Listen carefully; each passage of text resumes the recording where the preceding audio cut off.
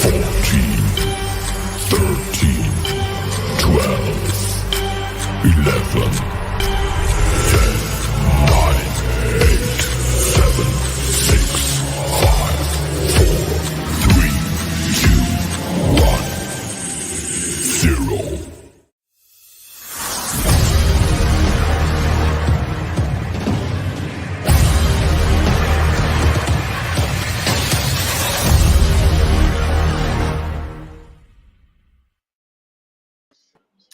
And a pleasant Tuesday evening, everybody. Especially pleasant for the Yankee fans in the house.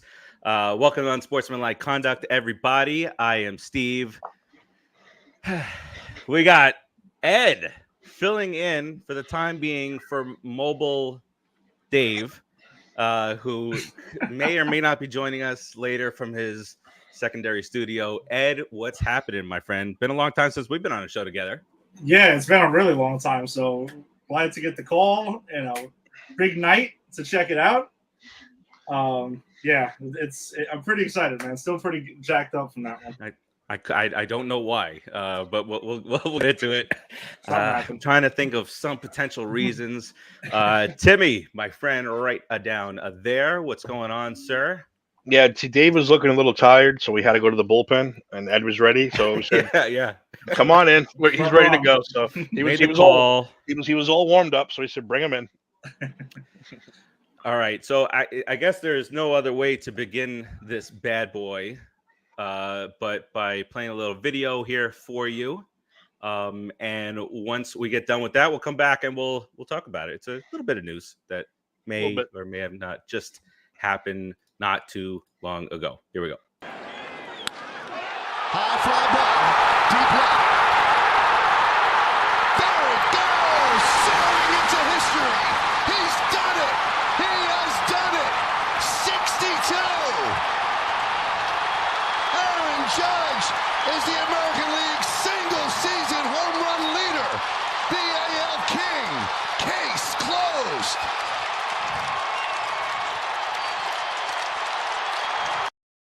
Case closed. These guys smiling from ear to ear. But let's start because we obviously we've been talking about this on the show for the last few weeks. So we've gotten to chime in. But Ed, obviously from the Empire 161 show, Granny's Peach Tea, guest starred on numerous shows on the network. But we're asking for the Yankee expertise here. What's been some of your thoughts leading up to this, and what were the thoughts? And for those of you who watched Just Too Sweet right before, saw the live reaction from Timmy, and we'll try and clip that and get that posted. But Ed, walk us through, the month of September. What's it been like going on the road? You're following everybody all around. Talk us through it. Yeah, it's been tremendous, man. Like Lisa and I were talking about it on our last episode of Empire 161. And it's just been really weird at the ballpark. We were trying to figure out to describe what's been going on. It's like, obviously everyone knows when he's coming up. And the second the last person's at bat is done, literally everyone, they all rise now in unison. No one's orchestrating it at all. It just happens.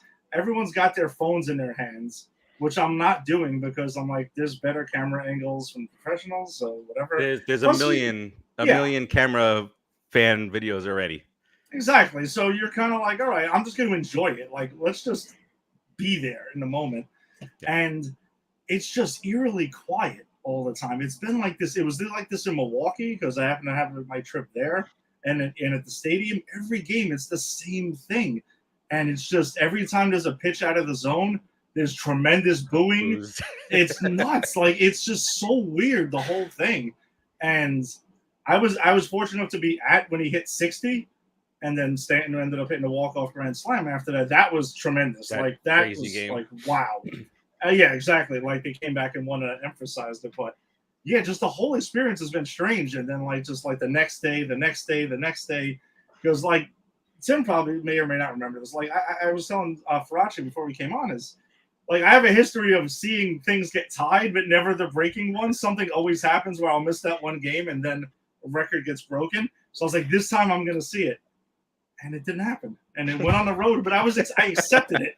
I'm like, somebody's on the road, he's in Texas, whatever, man. And if he doesn't do it, then it's just not to be. But some things you just can't control.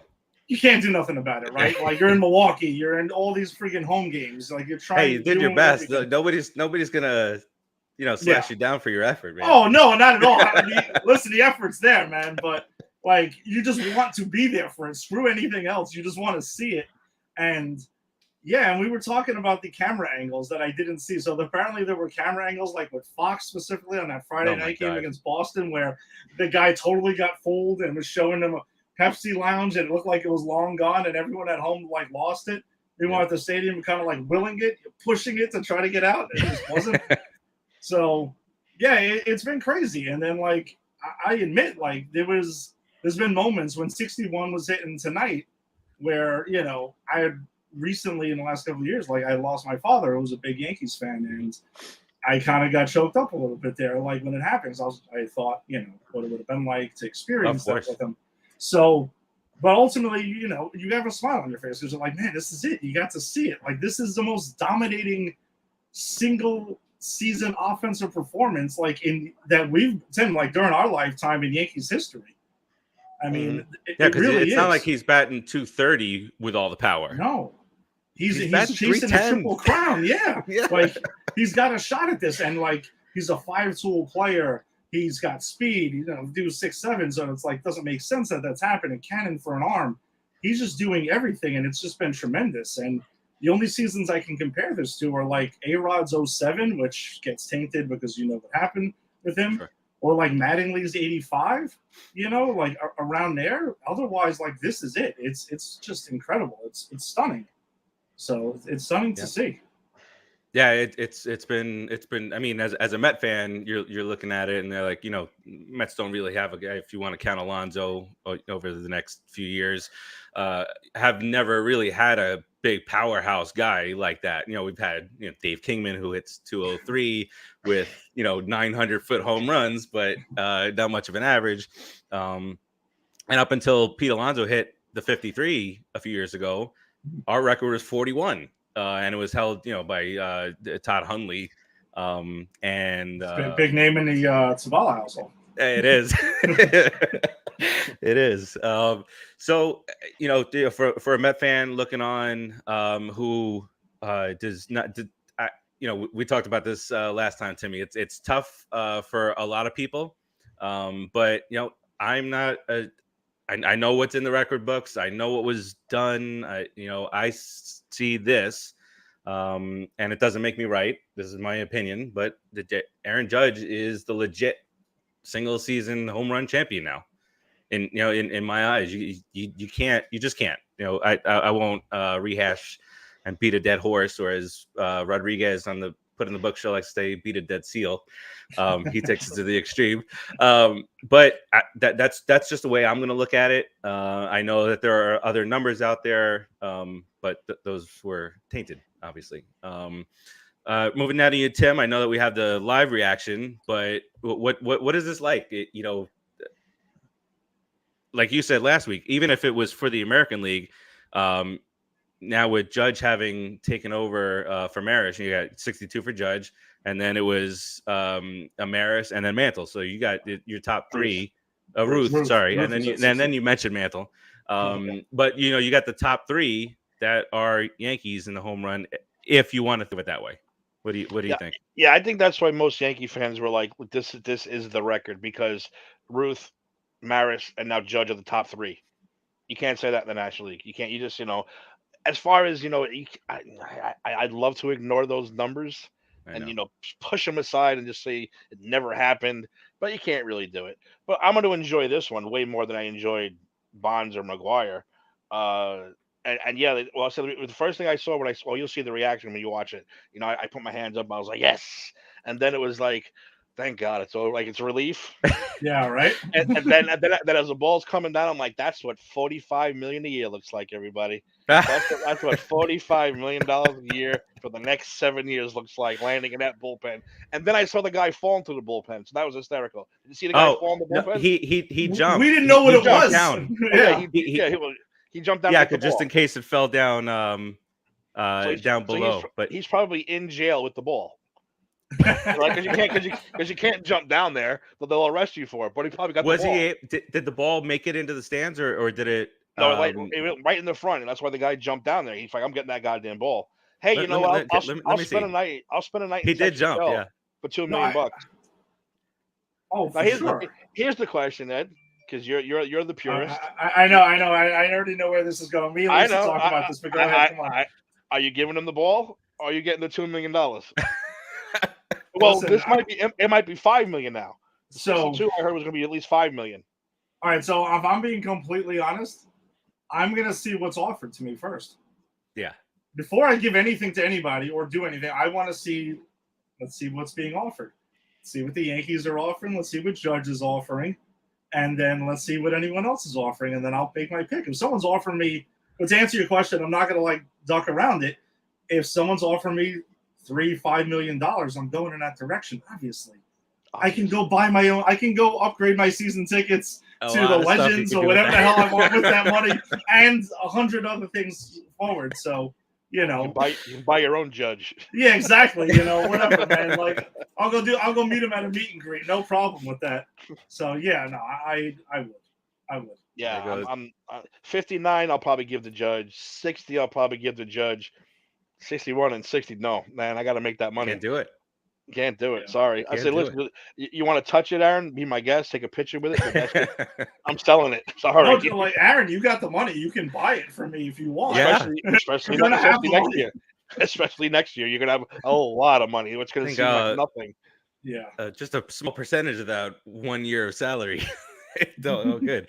Mr. Summers is joining us, not to talk about the Bucks probably or any Tom Brady stuff. I'm sure he's not here to talk about that. And then Jaime, what's up, man? Tim, the awards show sucks. So is that what award show is that? He came on just so the hip hop awards are on. I said I'm not watching that crap because you're watching the hip hop awards. I'm kind of surprised. No, but he said it's the anniversary, so a lot of legends are going to be on. I said, well, that's cool then. That's understandable. I'm still not going to watch it. I'll just watch the highlights. But watch the clips. He said they suck so far, so good. I'm glad. I thought he was because he usually joins Just Too Sweet. I thought he was talking about the Slammy Awards. Oh God, no! Slammy Awards. It's like, usually later in the year. All right. So that's the Aaron Judge stuff. Moving around along, let's stick around with baseball and a subject that is near and dear to my heart. We'll move from one New York team to the other. The Mets. Yeah, we talked about this also, Timmy. We could say that they tanked in Atlanta, but this is not a collapse by any means. In it that the Braves were playing 114 win pace baseball since June 1st, and it took them over 3 months to catch us because the Mets were playing 98 win or 99 win pace baseball during that time. Before it was like 115 or something like that. But good night, Jaime. So yes, it was a complete and utter letdown going into Atlanta. You had to take one of three, and you got swept. That was the one scenario you couldn't have. And now I got to freaking watch the scoreboard. It's the ninth inning, top of the ninth. Braves are up 2-1. So we could be, which whatever. It's I'm not going to be one of these guys that I'm going to say, oh, well, at least we're in the playoffs. No, I would have loved to have had the division. But if you get the day off tomorrow and you don't have to fight for the division, if the Braves win tonight, then you go into the Padres series. Go into the Padres series. You knock out the first two games, get that spoiled brat out of the playoffs, Mr. Machado. And then you move on from there. And if you take those steps, Mets, then you can set up you can reset your pitching for the Dodgers series. Everything got harder, guys. Everything got harder. This way, we're going to welcome in the winner of the Cardinals and Padres. They were going to play the Mets. Mets were going to play the winner of the Dodgers, Braves, whoever, and just didn't happen that way. you guys don't have much thoughts on this, I'm sure. But I mean, if you want. I don't want to upset anybody, but no, you're not going to upset me because no, not you. I know you're fine. There's others. Yeah, I mean, we have 99 wins. I'm not complaining. Yeah. They won not a 77. They won 77 games last year. If you didn't make now the they're playoffs, 22 games better. Yeah, if you didn't make the playoffs, that's a collapse. Yes. But you're in, and anything can goddamn happen, especially in that first round. I know the first round's not what it used to be, but it's not a one card anymore. Thank God. Anything can happen now. It's not at least it's not a one because we felt that against the Giants in 2016. Douchebag hits a home run in the ninth inning, and it's all three. It's a home series, is what it is. That's the good thing about what baseball did here is that you don't get any home games unless you're at the upper portion of the playoff structure. Mm-hmm. But from a Yankee standpoint, you're looking across town, you're listening to the sports talk up there. Yeah, that is correct, Terzio. There's an outside possibility that we will meet the Braves again. Not an outside possibility. It's could happen. It's a very good chance. Three NL East teams too. Who would have thought? Which is not. Look at that. The 3 NFC East teams where that division wasn't supposed to be, and 3 playoff teams from the National League East. What a world! But go ahead, Ed. I really wanted the Orioles to make it instead of the Mariners because I thought it just would have been so absurd. But it is cool for the Mariners since they ended that drought because that's been. I couldn't even 21 years. 21 years. 21 years. I was actually I caught the end of that game when the walk-off was hit for them to clinch. That was nuts. That was happening. But that was letting out all sorts of stuff. And the last time they made the playoffs, Ichiro was a rookie. It was 2001. Yeah. That's nuts. Poor Ichiro. Yeah, they were going up like the list of the things that were going on back then, and like, holy shit. No, but regarding the Mets, though, going into that, I mean, like Tim was saying, it's not a collapse by any stretch. Listen, the Mets have been red hot. The Braves got white hot. I mean, what are you going to do? I mean, it kind of just it happened. Then getting swept in Atlanta is tough, and especially the fact that they went through DeGrom, Scherzer, and Bassett.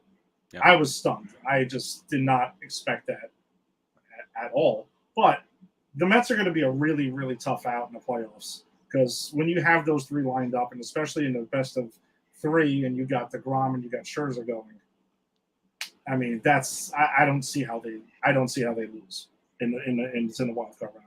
I don't. Anything is possible. They're playing anything is possible. But like the Mets, I know you're on the other side of town, but no. I'm just saying. Shown that. Speaking objectively, I'll take the hat off if that helps or anything. No. Like, listen. Speaking objectively, you got to like your chances with DeGrom and Scherzer going games 1 and 2, and that should be series over. The Padres pitching isn't great. I mean, it's really not. They got some sticks, but they're not that good. I mean, they're okay. They should be better than what they are. Yeah, but they're not. I think the Mets should handle them, take care of business, and then go on, and that will line them up with facing the Braves. Then, right? They would face. Well, then they face the Cardinals. They would face the Braves. The Braves would be the 2. Right. Yeah. So the Mets would. Yep. Catching up on the comments here, Terzio. He's angry.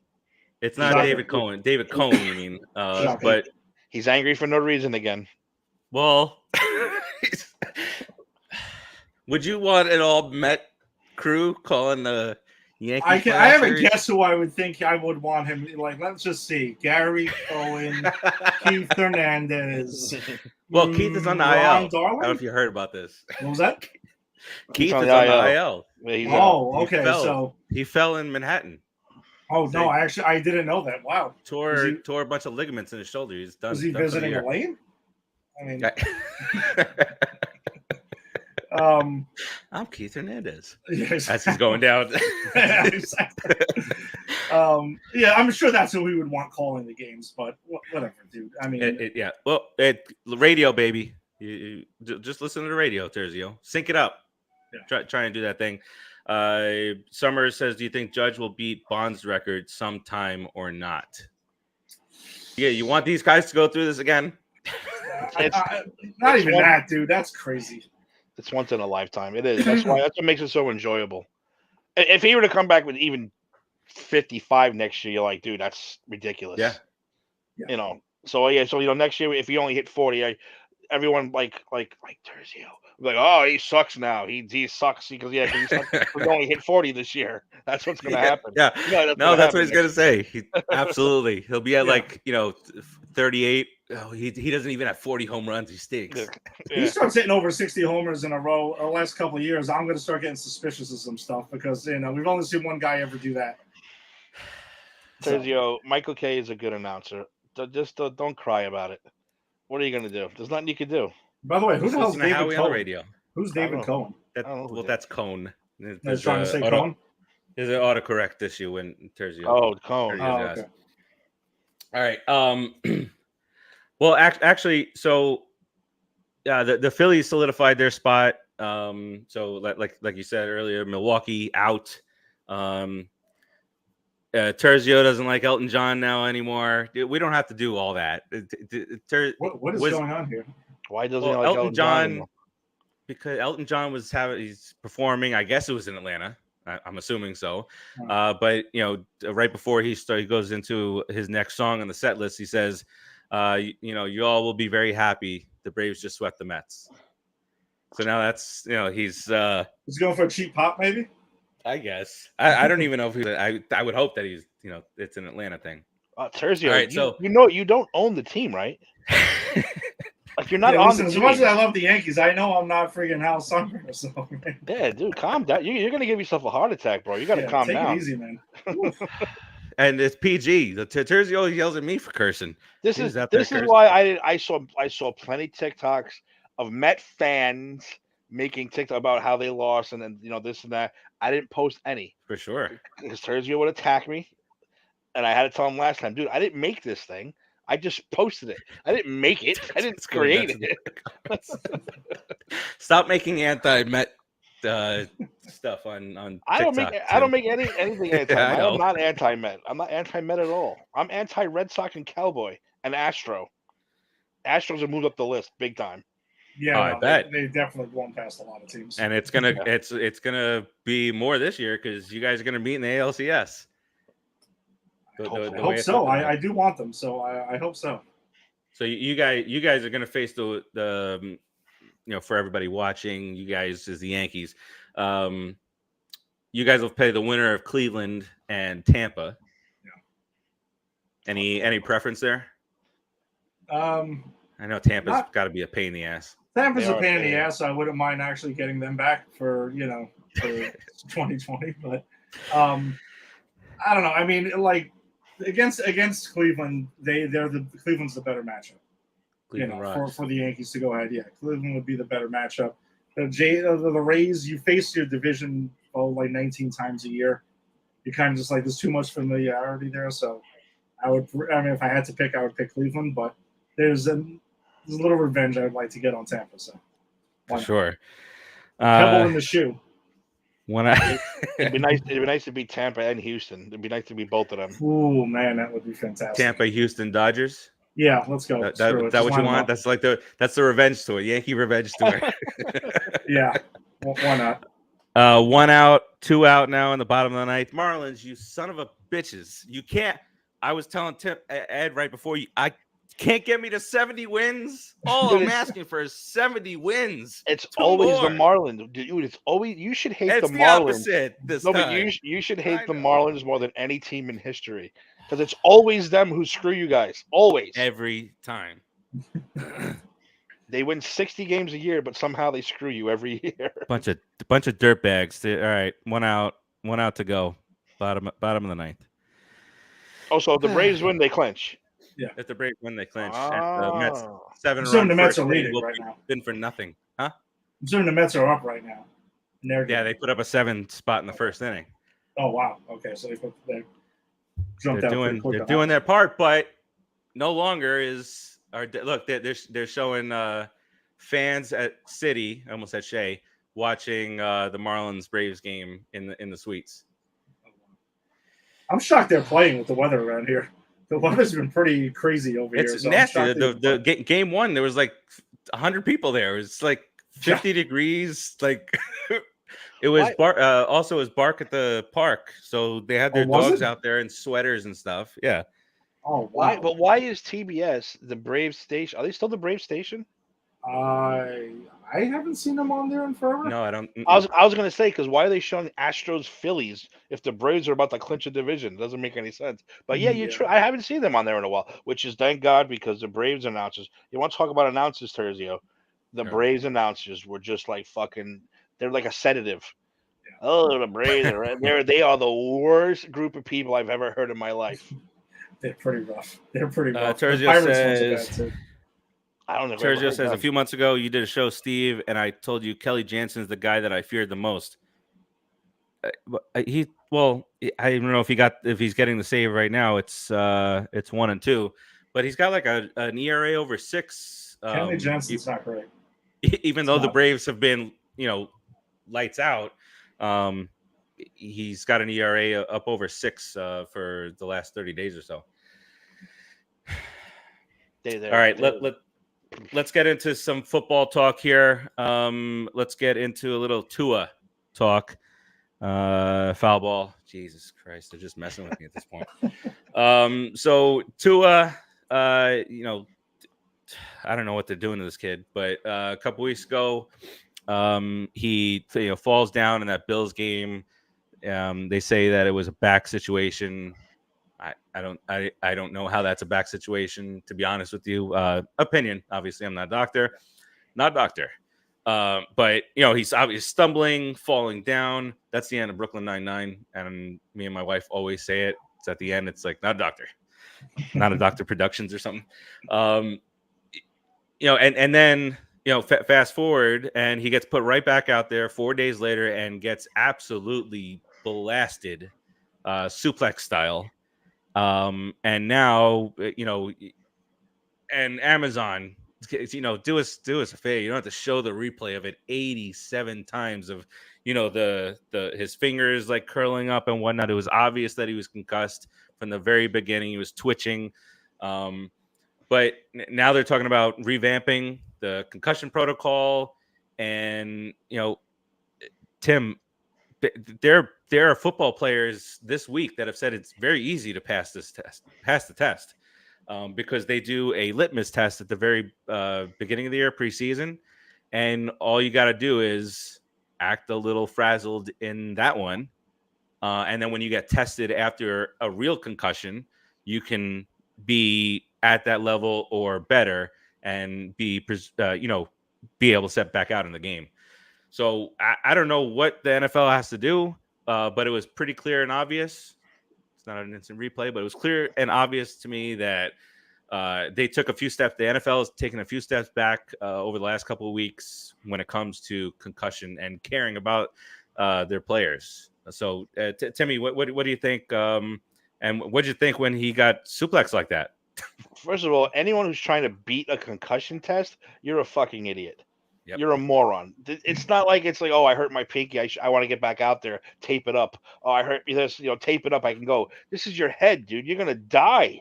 I laughed when Tua went down. I'm not gonna joke about it. I was like, he got fucked up. And then when you saw the hands, I was like, oh no, he's fucked up. I was like, that's not good. First of all, once he fell in that game against the Bills, right? The Bills, he should have been out. It was same thing happened to Daniel Jones. Remember against the Cowboys, and he was stumbling, and they took him out. I don't care if he passed what test. If you collapse like that, you're out. You're out. That's it. And the fact that he came back a week later and it looked 10 times worse, everyone involved should be fired. I'm sorry. Everyone. I mean, that's absolutely horrible to watch. You have to watch that 75 times Amazon over and over and over and over and over Seriously, again. So. Yeah, because I was telling Sam, she was like, oh, I didn't see what happened. I said, oh, you'll see it 5 more times. Here it comes. And they just kept replaying it over and over again. But I said, first of all, any players out there, oh, this is how you beat the test. You're a moron. You're a moron. This is your life you're talking about. You're going to be a vegetable. 2, this doctor who cleared him, all of them gone. Gone. It's disgusting. And then it's for concussion, you can't stick the brain into him, the guy's head into a machine and say, oh, this person has a concussion. It's all about, did he follow this properly? I was a little slow. You should be okay with that. That's what the protocol basically is. And I forget who it was. It was somebody on First Take this week. But yeah, it might have been Swagoo, my boy Swagoo. But he said that I don't want to say it's him for sure, but he's basically said we can pass this. That doesn't. Stephen A. becomes a spokesman appearing on CNN and Fox News. He did for about concussion stuff. Really? Oh Lord. Wow. He does suffer from diarrhea of the mouth sometimes. But I do agree with him on his take about Baker Mayfield today. But that's another that's another story. But getting back to the Braves just won, so the Mets can start sitting there, guys, and it. Sorry to get back to this, but it's better that you do it tonight and not spend DeGrom tomorrow to try and win the division, and then get the series going on Friday. So now it's Mets, Padres. Come Friday, because I think the Phillies again solidified their 6th spot, because I think they were able to potentially move to the 5 seed, which would have put the Mets and the Phillies in round 1. There's Rick, 62. Hey, yo, we were talking about it earlier. Yeah. Terzio, all right. So take some NyQuil, Terzio, and calm down. All right, relax. Good night. You're gonna give yourself a concussion. Still National going. I Wild thought you said Card. goodnight. I thought that was you. No, he never. He No. always does that.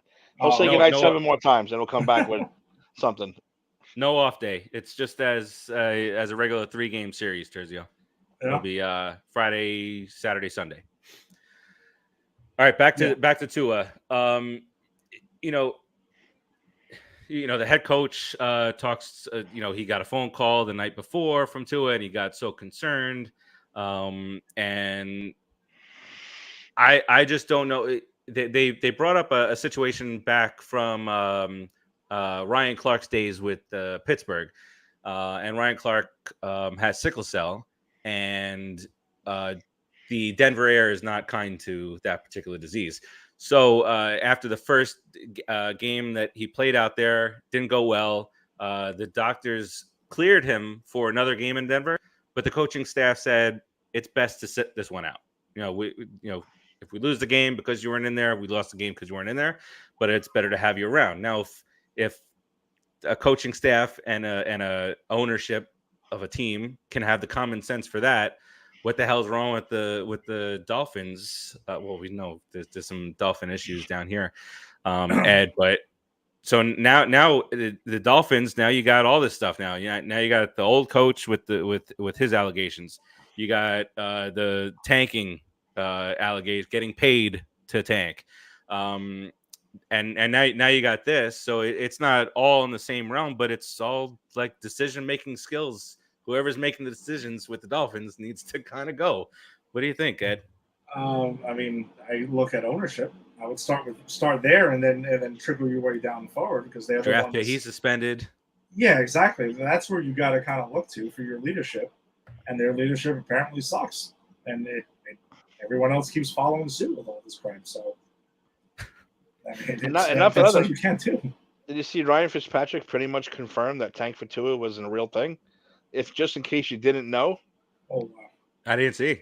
he was going off about Brady, how much he hates Brady. I did see that. Brady Maybe I missed that one time, and he said, yeah, it was the Tank for Tua year, but he said it so casually. I'm like, so that was real. I want you just calling it because he could have said that was 2000 whatever. He didn't. He said it was the Tank for Tua year, and I'm like, did he just say that? Did he just come out and say we tanked for Tua that year? So hey, good old Fitzmagic leaking information. I like it. And Rick chiming in and says Sunday was a TKO, Thursday was a KO. If it was the UFC, he'd have a 90-day suspension for the commission. look, Well, and I pictured John Voight in the locker room saying, come on, Billy Bob. Give me one more. Give me one more. It's like, and meanwhile, Tua's got his brain leaking out of his nose. He's like, come on, we got one more in you. Underrated Oh, my football God. movie. I'm sorry. I Very, love Varsity very, Blues. very underrated. But yeah. So all right. So we'll see what they deal with here. You know, they talk a lot about that. There's people all around the stands that are watching different players, and they're checking to see if player X starts stumbling, but the camera's not on it, that they catch it and they call down to the sideline, say, take this guy out. He needs to go to get tested. But so you go to all those links, but let's throw this guy back out there when he almost fell, walking back to the sidelines.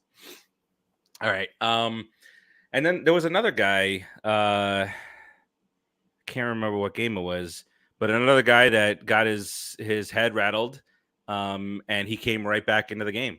And I don't know if they even went to do a concussion test. So, but we'll see what the NFL decides to do here. Show that they care, maybe a little bit. Maybe. From one current concussed quarterback to a former, quarterback that should probably say that he was concussed for the last X amount of years. And it's funny, this story kind of started to break a couple weeks ago, and Tim and I were doing the show. And we were, I had just started seeing like the text messages that he was receiving and sending, wondering if there was any way to trace this back to him. And, how much more of us, and that was day one. Since then, there's been stuff from the Children's Cancer Foundation, $110,000 coming out of there. And, and targeting the poorest state in the country that needs those funds, but yet no, we want volleyball. My daughter wants the volleyball deal or building or whatever the hell. But you get at a loss for words here. He's obviously gone into hiding. Nobody's going to talk to him now. He's his lawyer, if he has a good lawyer, has told him to shut up, don't say a word, don't text. Stop texting. The texting is getting you in trouble time and time again. I'm just saying. So, I mean, I don't know. Maybe this is the one thing that'll unite this country. Nobody can possibly think that Brett Favre is anything other than a scumbag. So maybe that's the one thing that we'll be able to thank him for. But, I'll start with you, Ed, because Timmy was on the show with me a couple weeks ago. But, stealing after making so many millions of dollars from the poorest state in the country. You can't get much lower than that. I guess copper fit checks aren't really cutting it anymore. I mean, that's something I can think of. No, it's disgusting. It sucks too, because like I really enjoyed watching him play. He was a player. He was a lot of fun, Brett Favre and everything. That interception, Yeah, and then is that, and then when you're playing against him, a championship game. So, no, he's turned out to be a piece of shit. I mean, it's really upsetting to see that he just really is a piece of garbage on every level, and he does something every couple of years to remind you of it. And this is the worst thing he's done. Just when you thought like sending dick pics around over there was going to be the worst thing he did. He's like, oh no, yeah, I got you. Don't worry about this. I'm going to fucking steal from poor. Yeah. I got this. So, and it sucks too, because like when I mentioned about being in Milwaukee recently, they all can't stand Aaron Rodgers either. They're done with him. They're just all like, well, he's he's selfish. He should have went and gone and hosted Jeopardy. They're just think he's an asshole now. They've said that. These are quotes that I had got from them. It was kind of funny. Both of their last two franchise quarterbacks. Yeah, dude, what the fuck, man? Whoever the next guy is, watch out, man. Do an extensive background check on this guy. 30 years of just fantastic, quarterbacking, and we hate them both.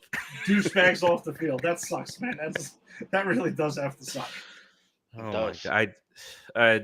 Timmy, I don't know what more we can add, but maybe this is the thing that gets this country on the same page moving forward. No, but like I said, Favre was. I can never pick a favorite Giant player. I have a hard time picking favorite players in my own teams because then something bad always happens, and you know Oh, this. I won't. Tim, you can't pick a favorite Giant player. I kind of think I know who yours is. No, I could. No, I don't mean of all time. Sure, that's easy. Yeah. I'm talking about Oh, on a okay. current team Oh, because okay. something will always happen. Like this is my new favorite guy. Well, guess what? Now he's batting 130 for the rest of his. It's like fuck. Why do I always do that? So I usually don't pick that. But I can honestly say that during those years, Favre was like my favorite NFL player. He really was. I loved watching him play. I loved, except when we were playing him in the NFC Championship, of course. Then he can go Then fuck he has to himself. die. Yeah, of course. But yeah, and it's like, why can't you just go and disappear into obscurity? Fucking go fishing. Don't do something. But no, I'm gonna rob the state that I came from, the poorest state in the country, and I'm gonna rob cancer kids and welfare. And I said, you said he's a piece of shit. Now he's just like you can put him in the same book with Gruden. You can put him, they're done. They're just gone. They're just legacy destroyed. It's a horrible. You got kids that are fighting for their lives in cancer wards, and this guy, not only does he do what he does, but he makes sure that he ain't gonna get caught. Like you went that extra mile and said, "There's no way this is gonna get traced." No, we good. Oops. Yeah, so you're an asshole and you know it, and you're gonna go like you're just gonna show the world it. Like, hey, I know what I'm doing is really fucked up, but like, oh well. If you don't want to get caught, don't text somebody. I don't want to get caught. don't. Why do you leave physical evidence? I don't understand. Someone's got to disable his phone that's near him and just be like, listen, no texting. That's all. End of story. Yeah. But what about this daughter that had to go to volleyball, whatever? You don't think people can look at her now like, oh, you're a real piece of shit too? Yeah, of course. You got everything you got because you stole cancer kids' money.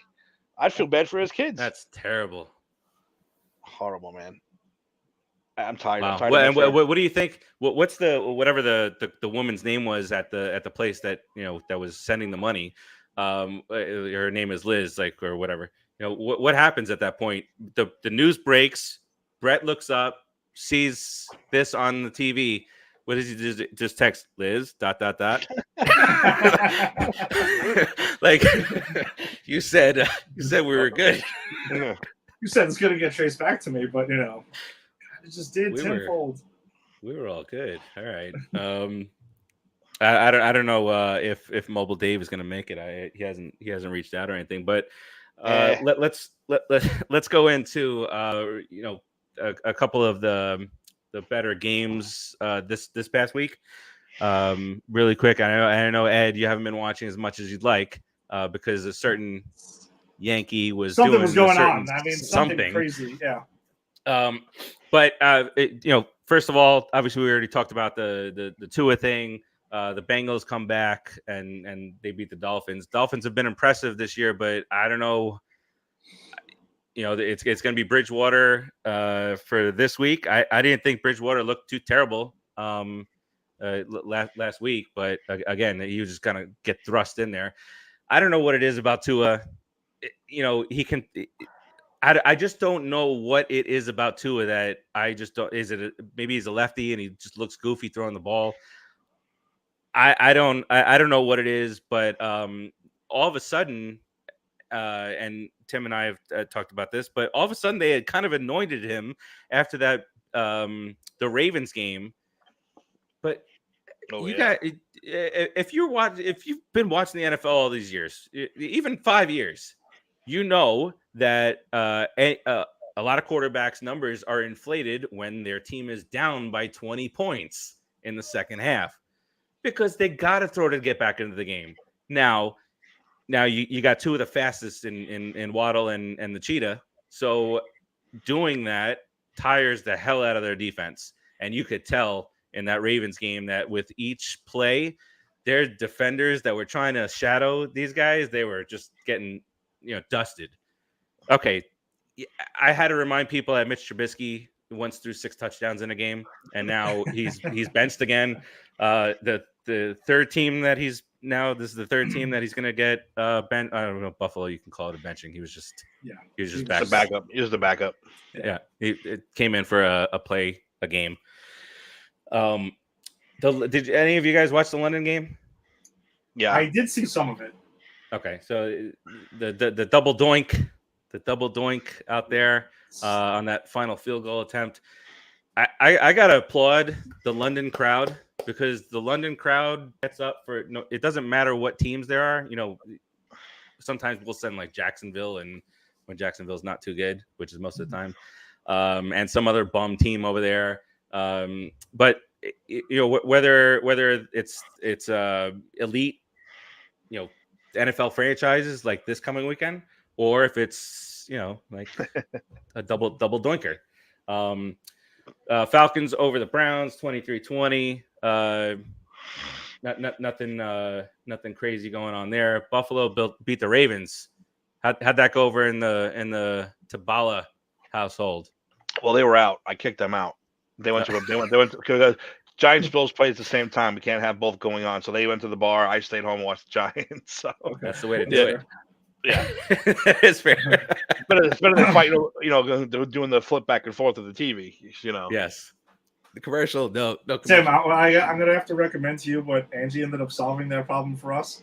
She ended up buying a screen with a little projector that we plug the Fire Stick in. There you So go. then we got the Giants. So we go double screen like that. So very nice. I mean, that'll work. It's pretty cheap too. So something to check out. Very nice. There's a case once again for the Commanders being the worst team in football. They're now 1-3. They lost to the Cowboys 25-10. Can the Lions catch a break? They put up 45 points, and Geno Smith acted like he's the MVP of the league. My Lions. Fucking Smith. Yeah, Ed, I don't know. Ed, the Lions were my sleeper pick for that last playoff spot. And it's like, my Lions, man. They said they can't. If they had a defense, they'd be undefeated right now.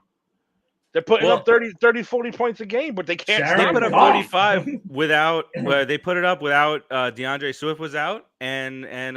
Brown. I'm on St. Brown. Yeah, right. Which really hurt my out. fantasy team. Thank you very much. Which St. Brown for the Lions is seemingly, it feels like, going into Debo mode from last year. He's rushing the ball, he's catching the ball, and he's just kind of like trick of the trade there. He's got everything done. He's made, even Goff can win there. We'll see. We'll see how that goes. Chargers beat the Texans 34-24. The Titans. A lot of people were down on the Titans this week, but then Buddy Boy over there took over. They had 3 touchdowns, I think. The Giants, the New York Football Giants, 3-1. That's something we can all agree on in the show. All Giants fans here, 3-1. And we'll go into a little bit more detail on Thursday on the We Stomped You Out show. But the wheels, baby. Daniel Dimes' wheels. Got to score in the touchdown, man. Giants with the number 1 rushing attack in all of football. Barkley, I was very excited to see him come back. Ed, in our fantasy, I believe you have him. I was called a homer. Finally, I know, because last year was. So this is an auction league, and last year was my first time in that league, and it was me and Ed bidding against each other for Saquon, and then it just became too rich for my blood, and Ed took him, thankfully, last year. But this year, I mean, he's playing quarterback, baby. He's our quarterback now. We might see some more Wildcat this week. I mean, with why not? Because he's working him out. Yeah, right. I did see that, but throw in the Wildcat. Mets. It's all right. We get it. Listen, I understand what you're going through. The baseball stuff is getting crazy, and it's colliding. It's worlds colliding. George's basketball starting. Hockey starting. The Rangers starting. All right, but so the Wildcat with Breida, I like what I saw out of that. I mean, it's not exactly what you want, but if it's working, it's working. The Dolphins a decade or 15 years ago now. They ran wild with the Wildcat. And they did. Remember Ronnie Brown? I remember I had him in fantasy, and he scored like that first week or something. He scored 5 touchdowns out of the wild card. Eagles win again. They're for the only undefeated team. Actually, I guess that means Kyle won that bet that he sent out that he was asking us to wish him luck for. He had the Eagles as the last remaining undefeated team going into the Thursday night game, and that's why he was saying that he wants the Dolphins to lose. Jets win. That is two victories for the New York Jets. 5 victories all told for the New York football teams. They beat the Steelers, who transitioned at halftime to a new quarterback who is quite familiar with that city, I would say. So there's no having to figure out a new city, get to new fans and all that stuff. So we'll see. I like the way Tomlin at the beginning of the year said Trubisky is our quarterback for good, bad, ugly for the entire season. All right, so what we're doing, we're making this change at quarterback. Yeah, what do you say? They needed a spark. He kept on going about this whole spark that they needed. Yep.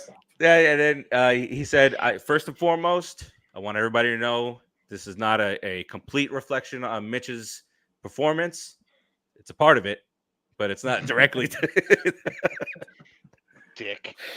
Oh man! All right, Cardinals beat the Panthers. The lowest QBR in the NFL goes to, I know your favorite, Baker Mayfield, and now he's having a Javi Baez moment in moment from the Knicks, where they're asking him about the boos. He was like, they could boo. I mean, and then they asked him, did you let the boos affect you? And he said, didn't we score after they booed us? This is not going well, Baker.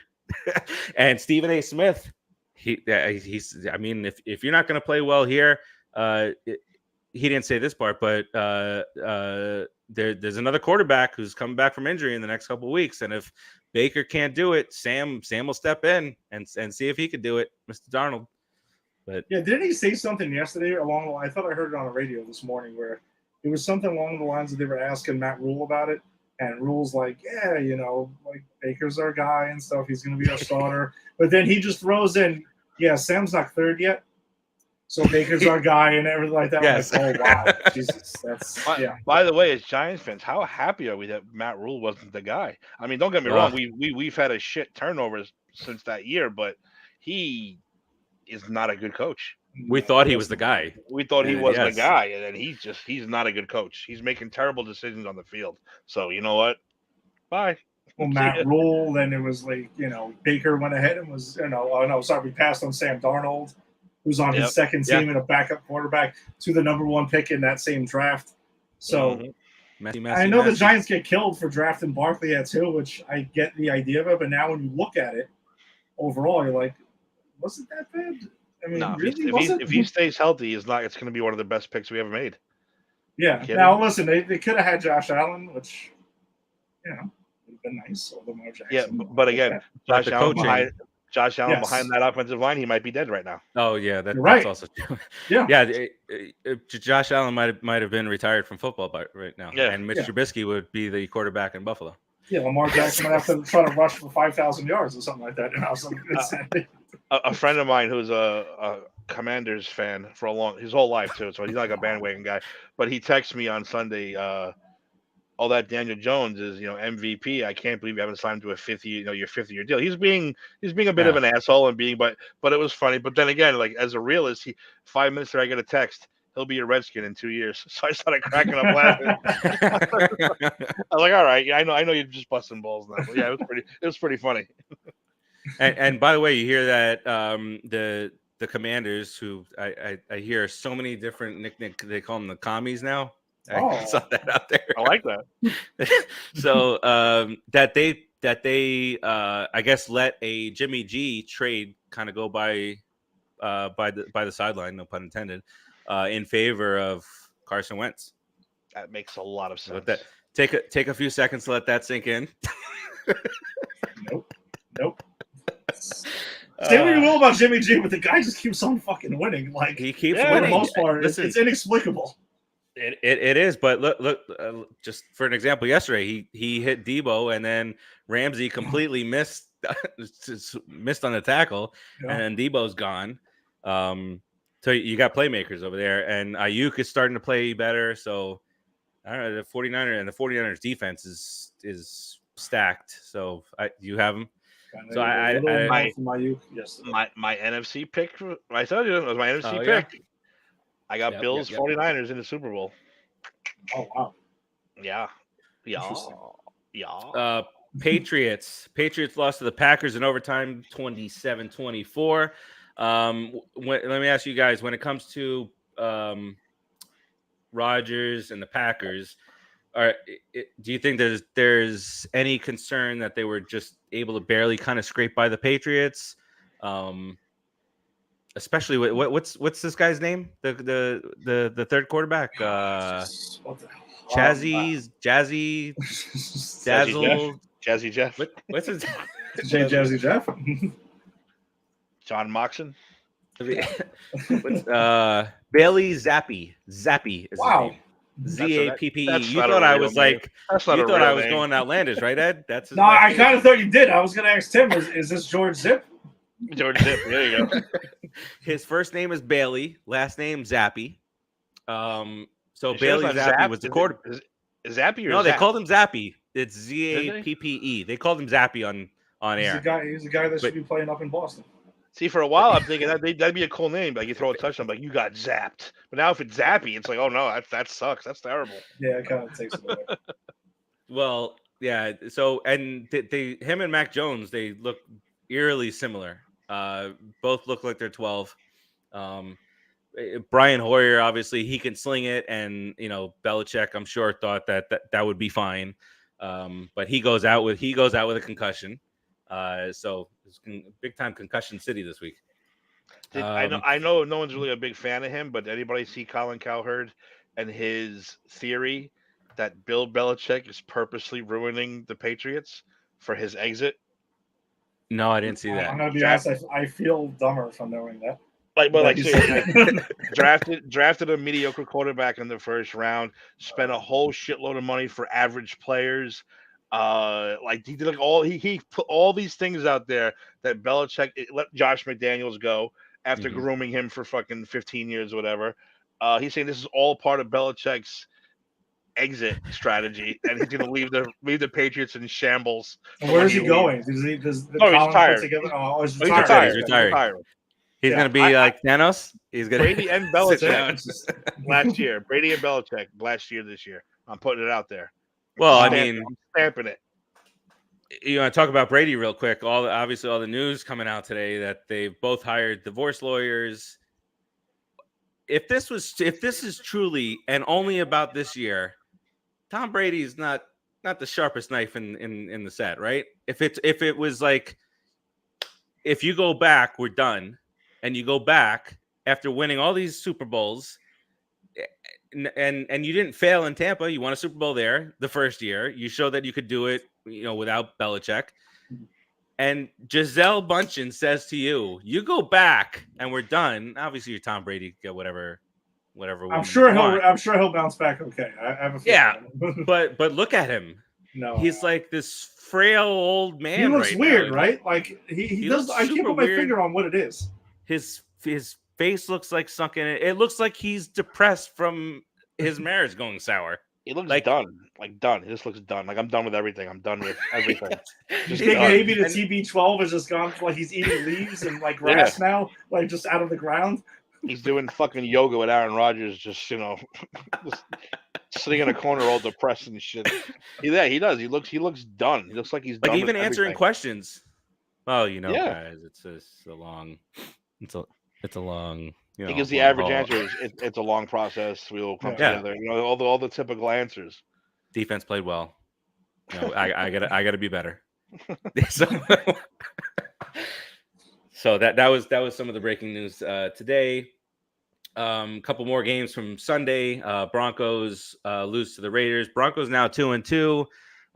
This whole nonsense is going. Geno's better than Russell Wilson.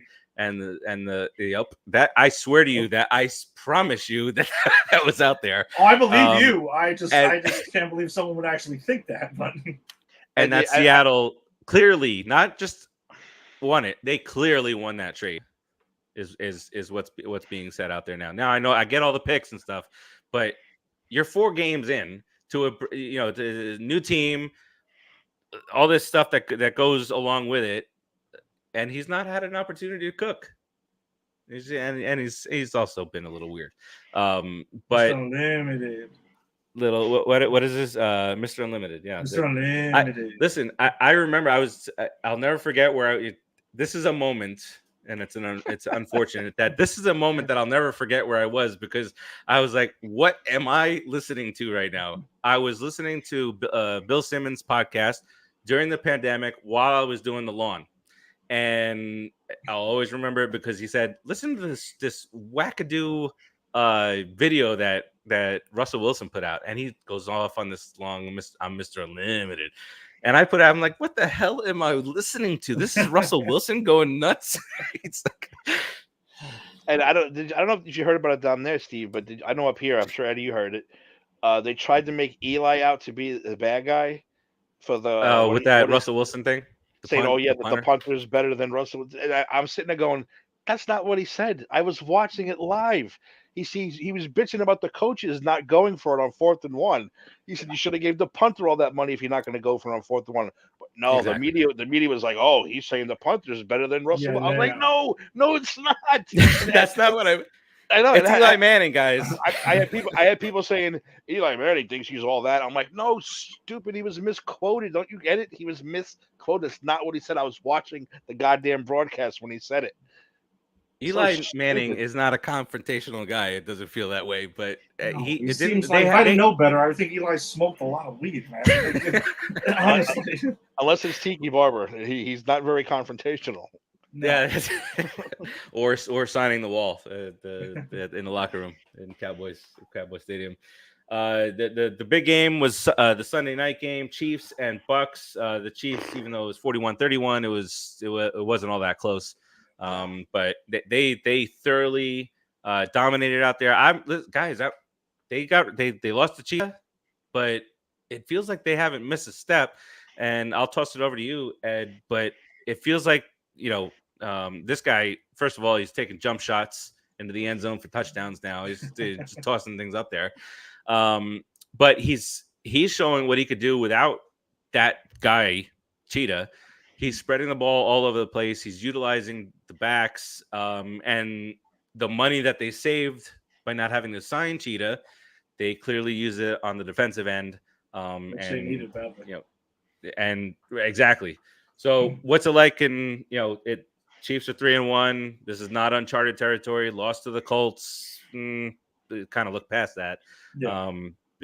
But what's the feel in the household there about how the Chiefs are doing so far this year? So we definitely got our John Brown Smokehouse barbecue before Sunday night game. So I'm sure that'll happen on Monday again. So anytime it's primetime Chiefs, that's what happens here. But no, they look. We good. hide. Giants fans. We hide on primetime games. Yeah. So Chiefs I go to a bar barbecue it up. instead, and then they got something cool to do. I'll have a slice of pizza maybe or something. No, but like I mentioned to her, because like my wife was a huge Chiefs fan, for those who may not know, but it's like she was just kind of like, damn, losing Tyreek Hill. Yeah, it sucks when you lose that kind of talent, but I kind of had a feeling it would be something like this. Like Andy Reid and Pat Mahomes together will figure it out, sure.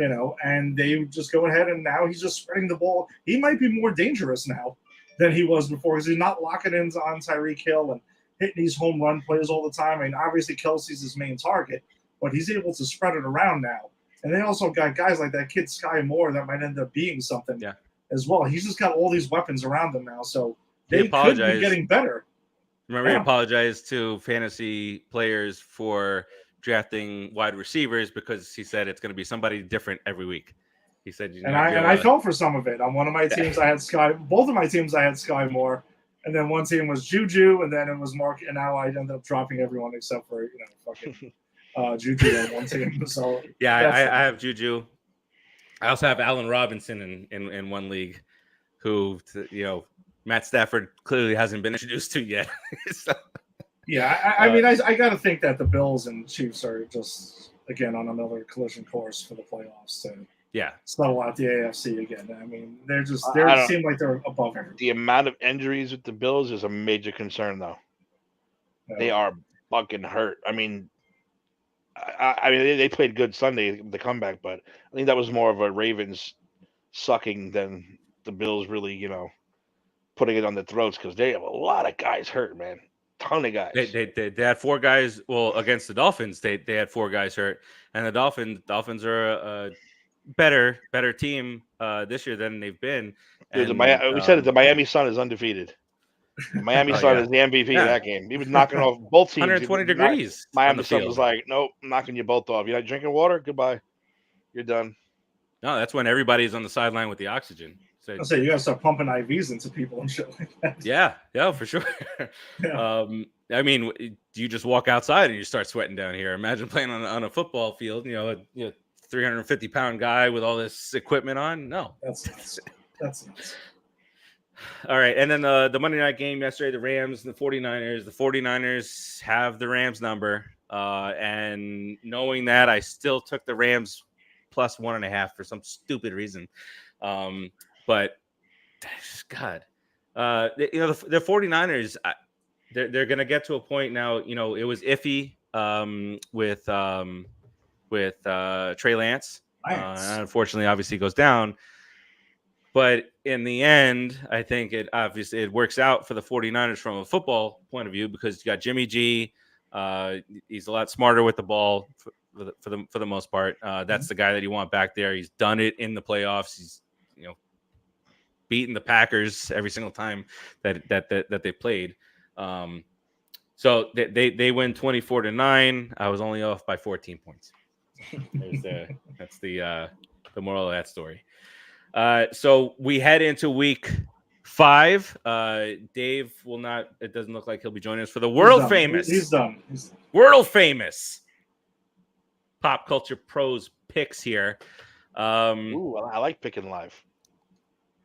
I don't know if I do. Hold on. Let me just break. All right, so we can do it like this, and I'll enter so you guys don't have to send them in. The Thursday night game this week, my friends, is the Denver Broncos against the Indianapolis Colts. Denver is a 3-point favorite here. This is in Denver. We'll go round robin, and Tim, you're struggling with this one, so I'm going to start with you. Wow, that's messed up. That is messed up. I thought I had. He was like, man, he's gonna throw it to Ed, and then I gotta have a I was like, second. yeah. I was like, you're supposed to go the clockwise. You go to Ed next. All right. Sorry. No, this is just one of those. This is one of those games you can't figure out these teams. I know I texted that in the chat the other day. I can't figure out some of these teams, but oh shit, I'm gonna go with the Broncos. Go with the home team. Colts at what I say. Denver is a 3-point favorite. Ed, what you got here? I'm going with the Broncos also. I mean, I gotta assume they're gonna figure it out. At some point, there's 2 teams that really can't figure shit out right now. So that's why this is a tough one. But I'm gonna go with the home team.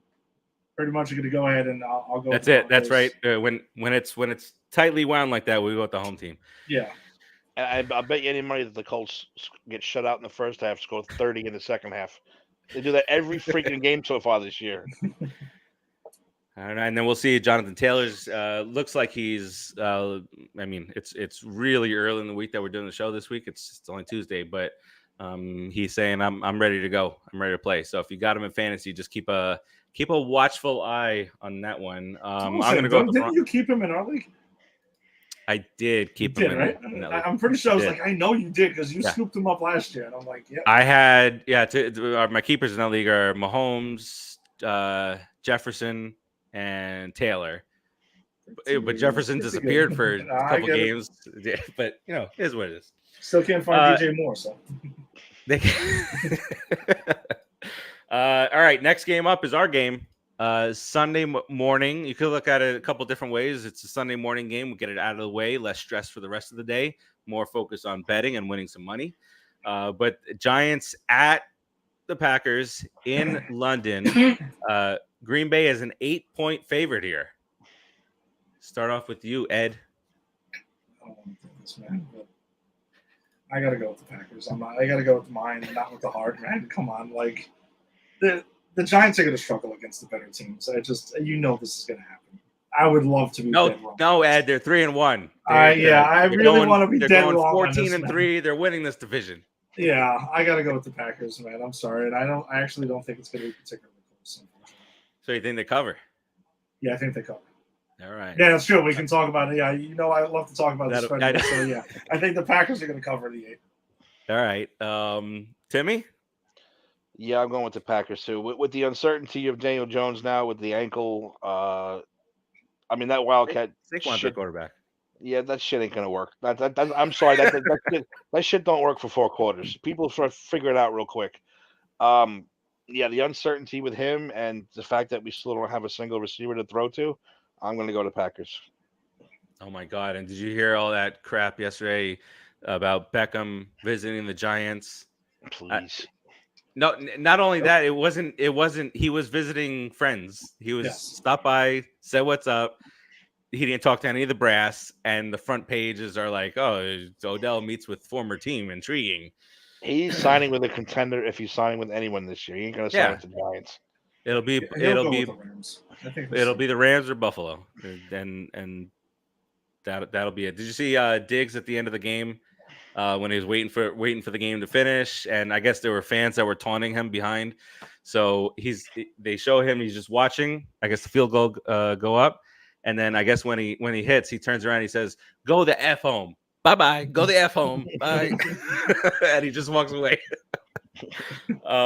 And speaking of Diggs, this is the largest. I'm sorry, I have the Packers in this game also. Running game, their running game is tremendous, even if they're lacking on the passing game. I think Rodgers will eventually get on the same page with these guys. Those deep drops are not going to consistently happen. Or as a receiver, you're just not going to live on that team.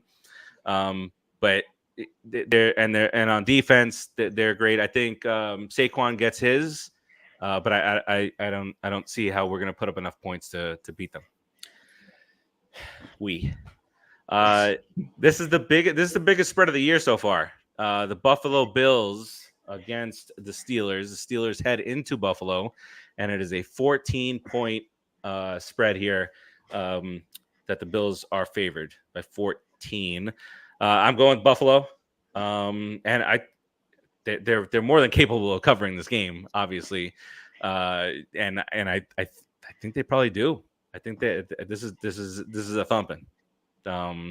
Timmy, Buffalo, thumping. Buffalo, yeah. Rookie quarterback. I think they're gonna sick that defense on him. He had a lot of fun last week in Pittsburgh. But there's a different scenario. You get thrown through tables up there. What you got, Ed? Buffalo and covering 14. I don't even think this is another. It's a romp. This is a laugher. This is a thumper. All right. Next up, the former team of the East against the Chargers. The East is officially dead, I think. Dead. Yeah. So all right. So the Chargers head to Cleveland. The Chargers are a 3-point favorite. Wasn't sure what was going to happen with the Chargers season after Herbert suffered that nasty injury and just that play right afterwards where he was just running and it was just so painful he just tossed the ball to the ground. Cleveland is the run game and that's it. It almost feels like their defense has played well in spurts, but the Chargers are the Chargers, right? Timmy? Chargers are always the Chargers. Another team. They should be undefeated on paper. Then it's just like, oh, no, they're the Chargers. They got to play. They play a home game with no home. They play fans in front of fans that don't have. Very sad. It's fans and no fans. They don't have a place to live. But I think I'm going to go with the Chargers in this game. Okay. Yeah, I'm going to take the Chargers. He tricked us there. All right. Yeah. So you got the Chargers. Ed, who you got in this one? I am going to quote one of my favorite actors of all time.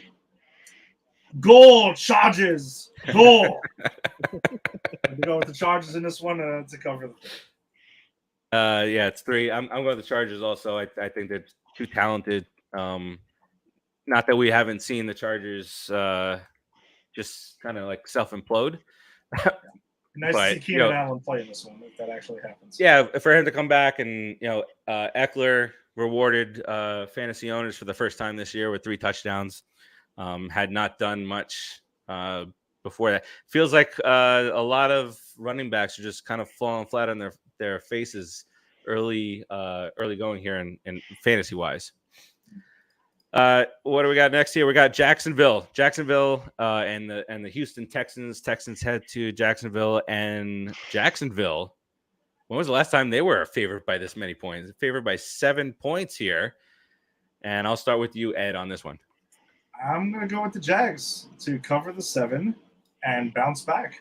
I think Trevor Lawrence, gets it done here against Houston. I don't know. Houston seems like they put up a fighting chance at times too, but I don't know. Yeah. I think the Jaguars bounce back. Their offense is really good so far. Right. And that's another deal where knee-jerk reaction. Trevor Lawrence has played well this year. He had a crappy game in Philadelphia where it was crappy weather, rain. Anybody's going to fumble. So wash that one aside, if you will. Timmy. I, too, will go with the Jacksonville Jaguars. I go with Jacksonville here. We don't often pick the Jags. So when we do, No. when you got a matchup like this, you got to take advantage of it. Just got to. Or else, Jacksonville fans start calling up saying we hate them.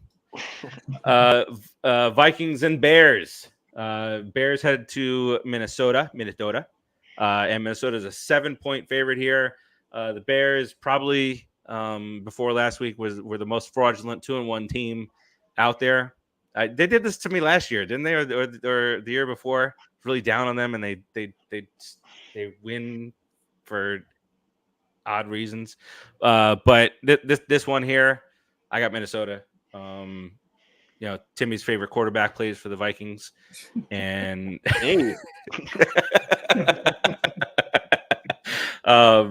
so the running attack, the passing attack, Jefferson, Thielen as a decoy apparently now in this point of his career. So I got the Vikings. So I got the Vikings here.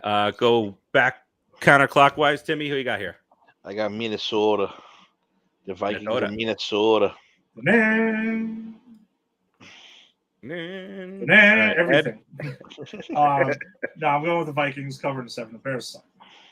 We saw some of that firsthand last week. So you're garbage. He's got Justin Fields is about 30% uncatchable passes. He leads the league there in that one. Right. Thanks for that. And I remember that draft pick, guys. Thanks for that draft pick to get Justin Fields. We appreciate it.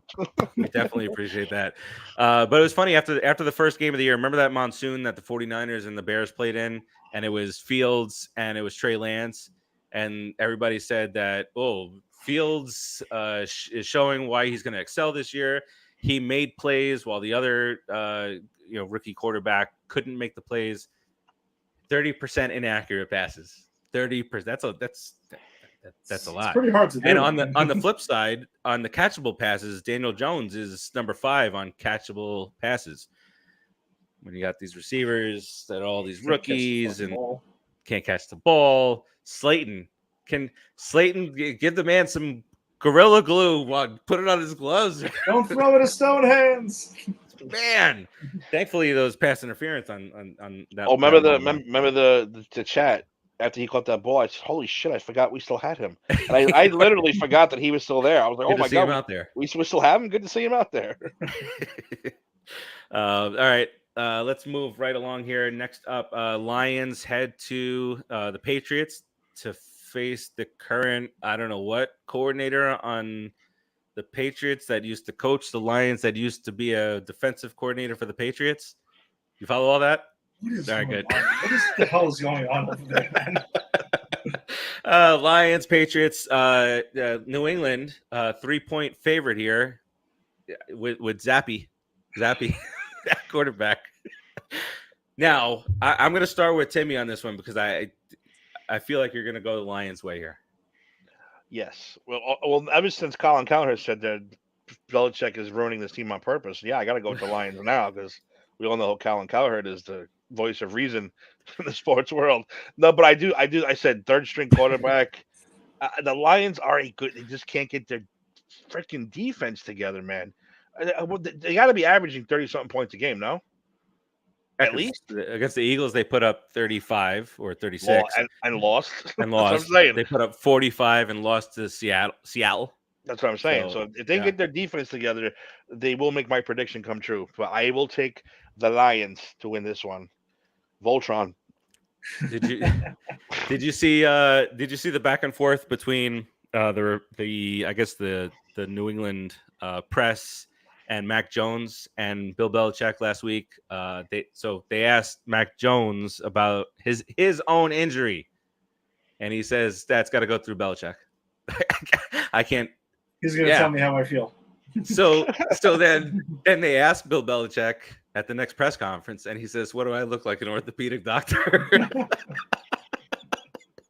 He's the grumpiest son of a bitch ever. All right, Ed, who you got in this one? I want to go with the Lions. I actually really do, but I don't know. I think the Patriots. I'm going to go with the Patriots in this one. I think they find a way defensively to slow them down. No, not even because it's Zappy. I think they're going to end up just running the ball most of the game and just trying to control the clock and keep the Lions, potent offense off the field. It sounds like a classic Belichick game plan is what I think. That's what they're going to go with, and I think that's how it happens. Zappy doesn't lose. Zippy Zappy doesn't lose it for them. No, translation. Ed wants a Zappy jersey. That's the translation coming out of that. I might. Maybe. I'm not saying I'm not. He's not saying no. I think this Lions team, as it was constructed last week, should have beaten the Seahawks. I think that if Zappy pulls a Geno Smith this week and just goes off, I how do you see that even happening? No, he doesn't. But watch it happen now. He's gonna go for 300 yards. But if they get back even one of Amon-Ra, St. Brown, or Swift, I think that really pushes them over the edge. And I don't know when the last time I picked the Lions on the road in any game against any opponent, but I'm gonna do that. I'm gonna get silly up in here. I couldn't do it. You can't do it. I get it. I guess it's a crazy idea. And if I lose, it's Timmy's fault. So that's talk into it. Yeah. All right. Next up, you got the Saints and Seattle, and obviously leading the MVP race this year is Geno Smith. The Saints coming off the double doink disappointment in London, but the Saints are 5.5-point favorite here. I don't know if you get Michael Thomas back. I don't know if you get your quarterback back. I don't know if you get your running back back. We'll see. But I do. I'll pick first here. I do still think the Saints can pull it off. I don't think that they cover if they don't have those guys. If they don't have one or two of those guys. Ed, what you got? I wish we knew if a lot of these people were playing before we're making this pick right now. I guess I got to go with the Saints as well. I mean, the Seahawks. Stupid Seahawks. Yeah, I can't do that. No, I can't. I can't pick Geno. Yeah, exactly. I mean, that's a rough thing. You can't. He's got to just be the answer to a trivia question of who ended Eli's streak. Dirtbag. And then over the last couple of years, poor Eli has had to call two of his games, and be Geno's arm. He could really sling it. Poor Eli, man. All right, Timmy, who you got in this one? Seahawks, Saints. Yeah, I can't go with Geno Smith. I'm going to go with the Saints at home. I don't think any self-respecting Giants fan can go with Geno at this point. All right, next up, the Dolphins head to play the Jets. No Tua. That's already been announced. So Miami's still a 3-point favorite here. I don't know if that got any better. I remember last year a couple of games where Tua was questionable, and when he was ruled out, the line went closer. to the Dolphins than with him in there, which was, that's kind of a hint at certain things. But so no Tua in this one. You got Bridgewater. You got Zach Wilson catching touchdown passes in the end zone. But we'll start off with you, Timmy, here. What did I say? Dolphins are a 3-point favorite here.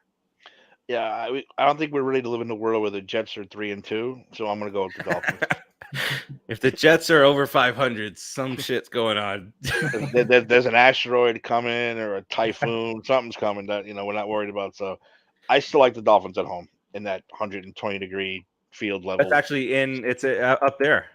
In what are you guys doing now? 50 degrees, 55. Yep. Well, you got the storm. It changes day to day because I think we were going 75 and then 50 and then. This is the time of year. Right now it's LT out 56. Yeah. 56. So Sunday is supposed to be 62 and sunny.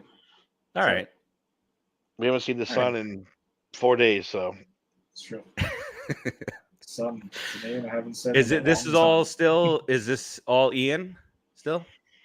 I guess so. It's literally 4 days. We've had 4 days of rain. Literally, it's been crazy. Yeah, it's 76 here. And then from 90 degrees to 40 degrees in like 2 days. It's insane. Yeah. Crazy weather. All right, I'm taking the Dolphins also here.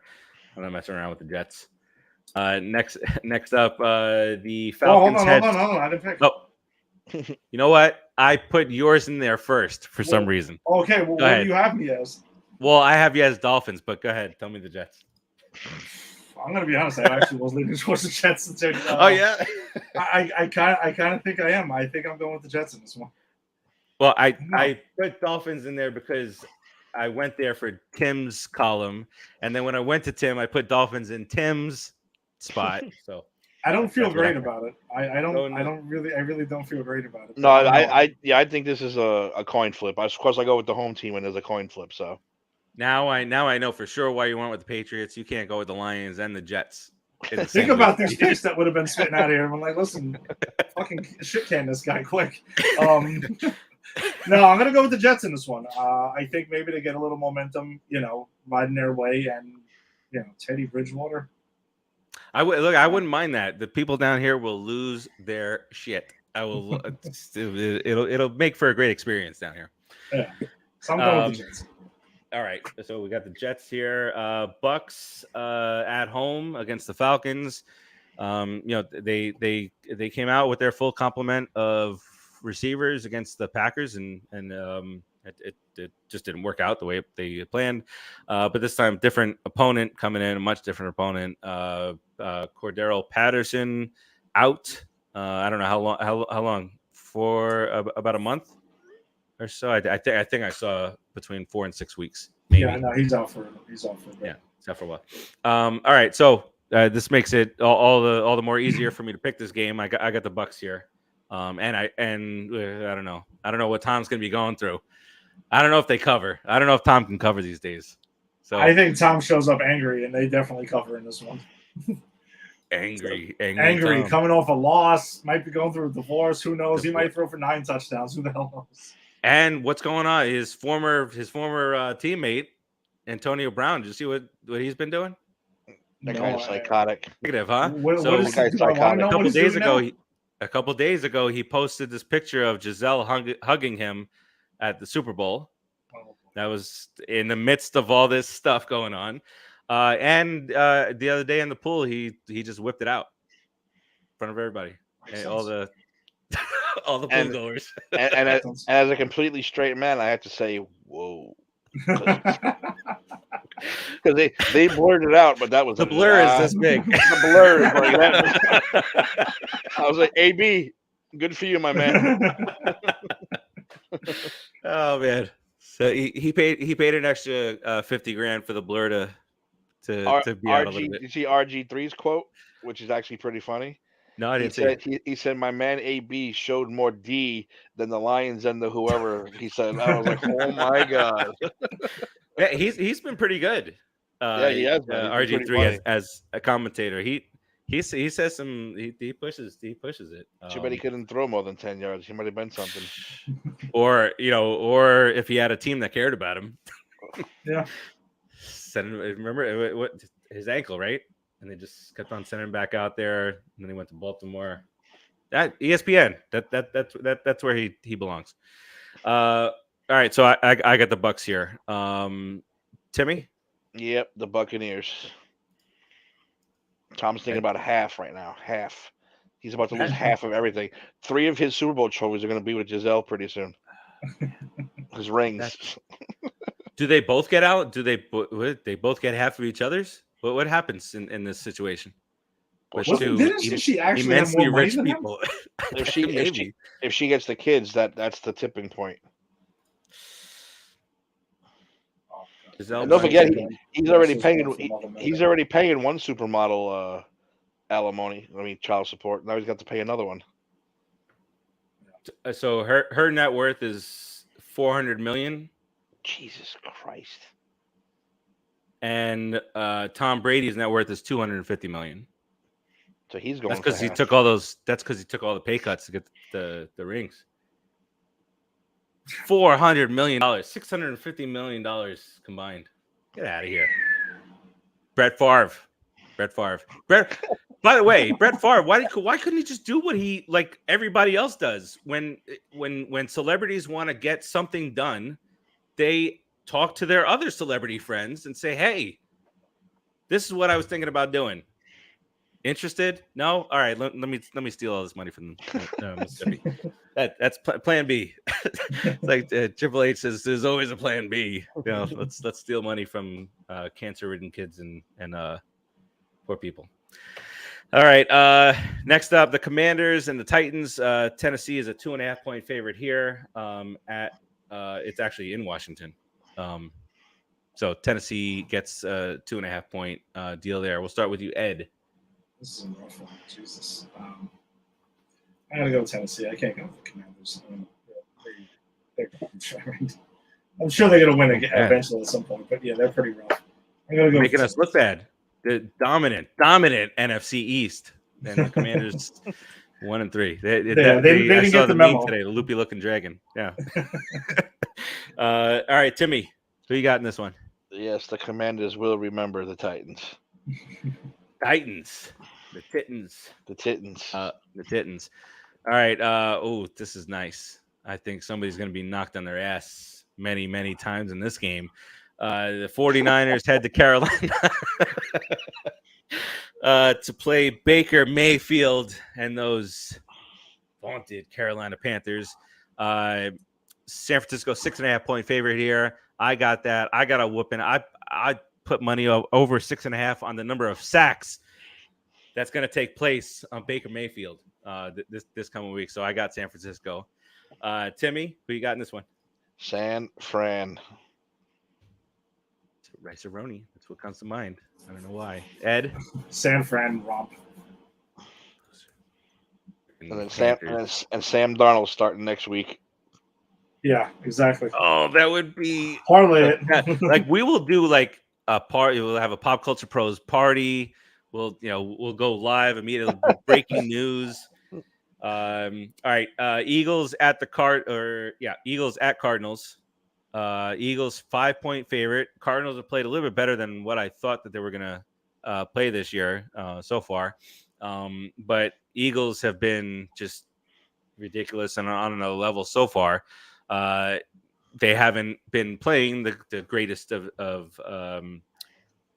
teams out there. They did allow 35 points to the Lions week 1.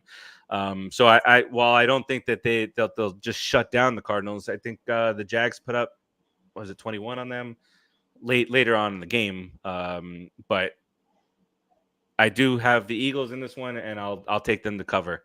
I think they can win by a touchdown. I don't see a bunch of blowouts. But like I said, the Cardinals are playing a little bit better than I expected. Ed? Unfortunately, going to go with the Eagles in this one to cover. Would be a great over, actually. If you want to go otherwise, look at the over in this game. Yes. Wonder what that is. But I took the over in the Bengals Dolphins game, and of course there goes Tua. So there my over My over went with that. There goes the over. And there it is. Timmy?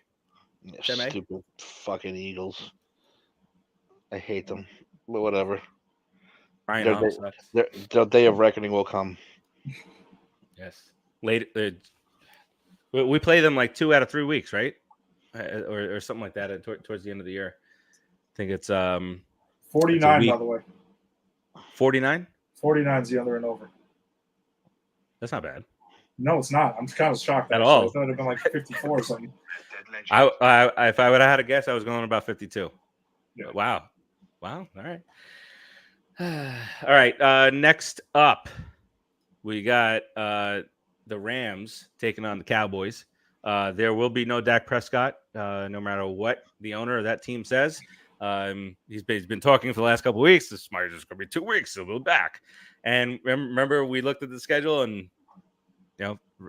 sure enough, it's Rams this week, which is what he wanted to be back for, which is what Jerry Jones wanted Dak to be back for.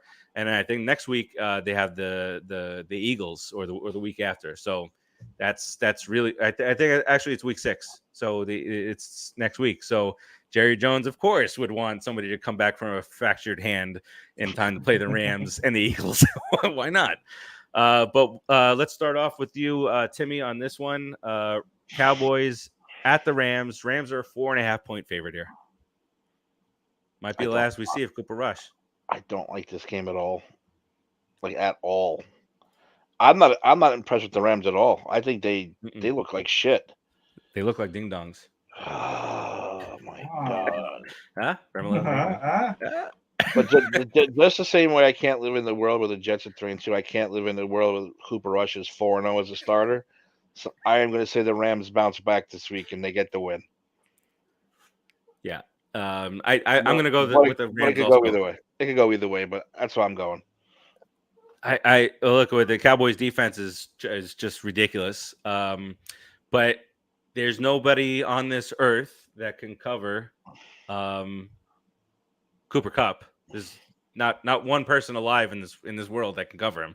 You just saw that in the Super Bowl. They were triple teaming him, and he was forcing it into him on that final drive.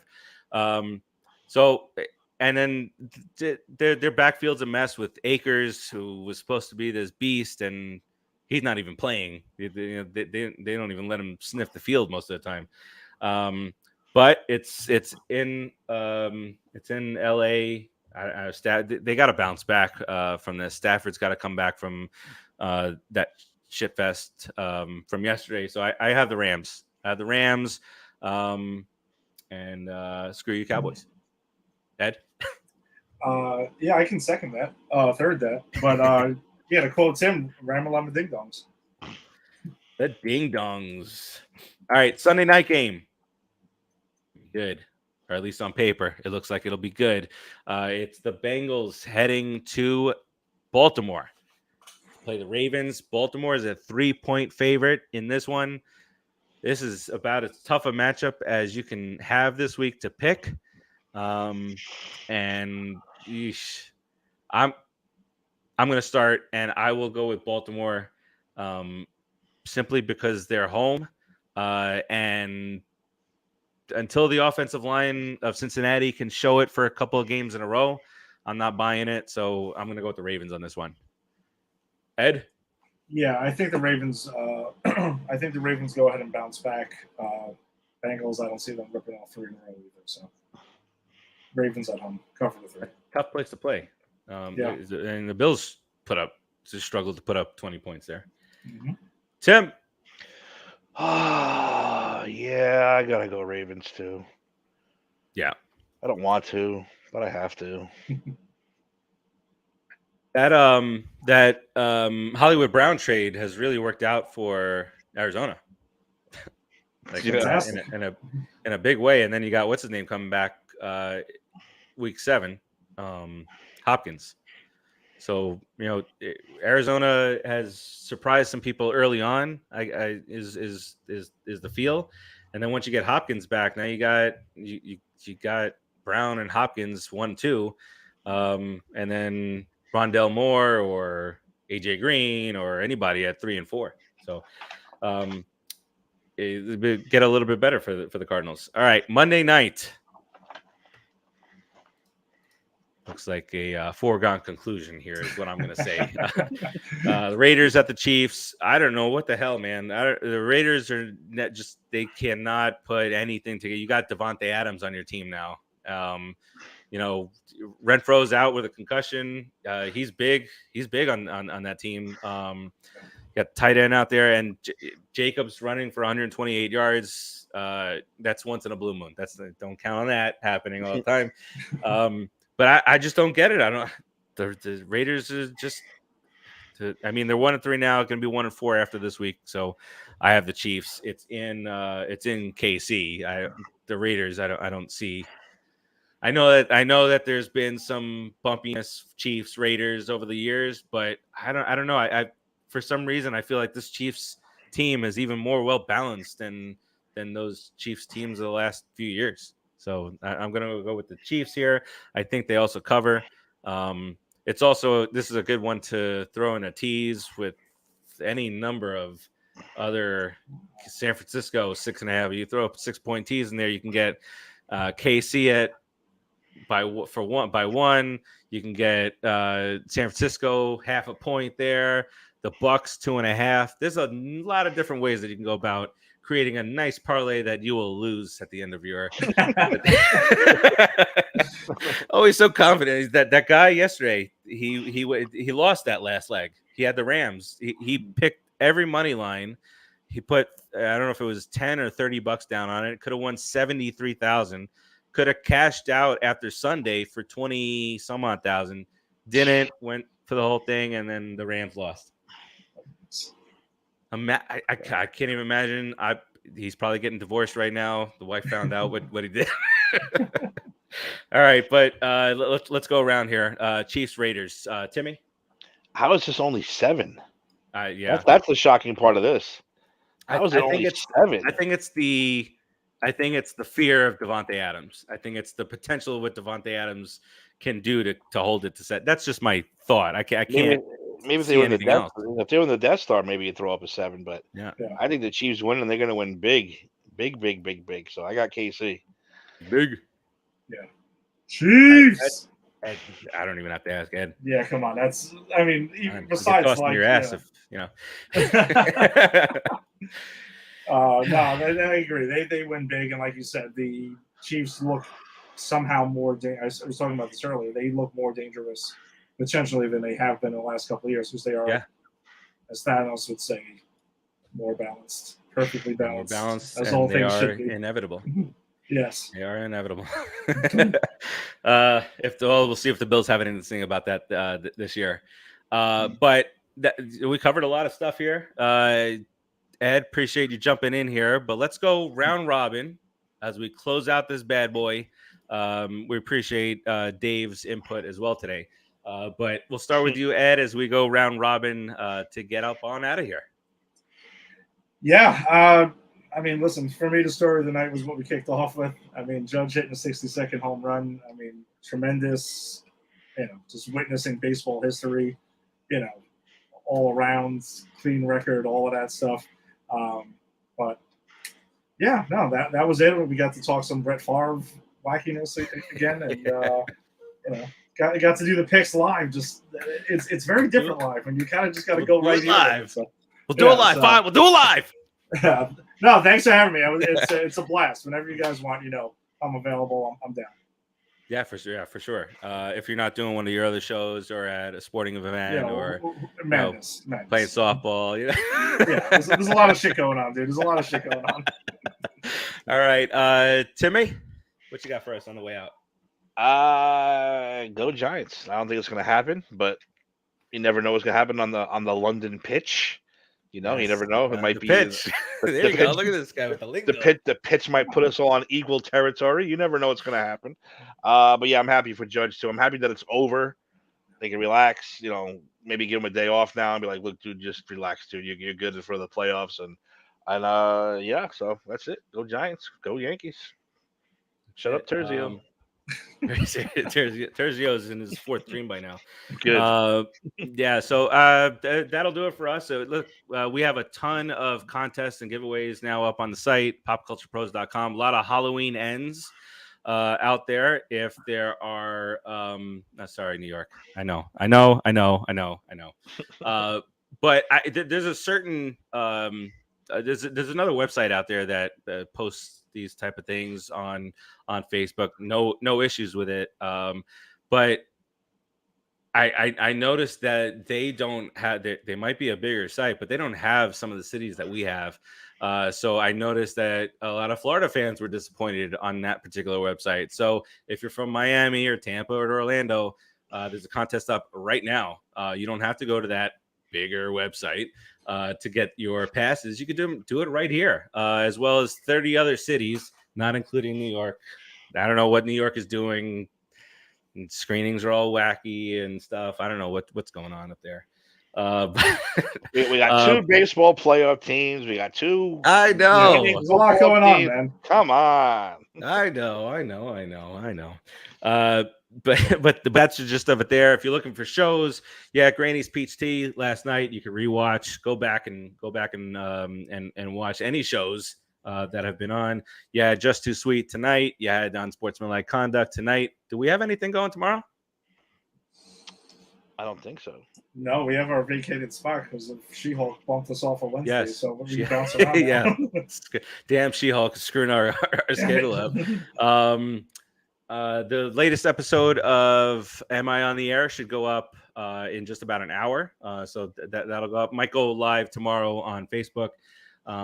Thursday we have we have Put in the Books at 6.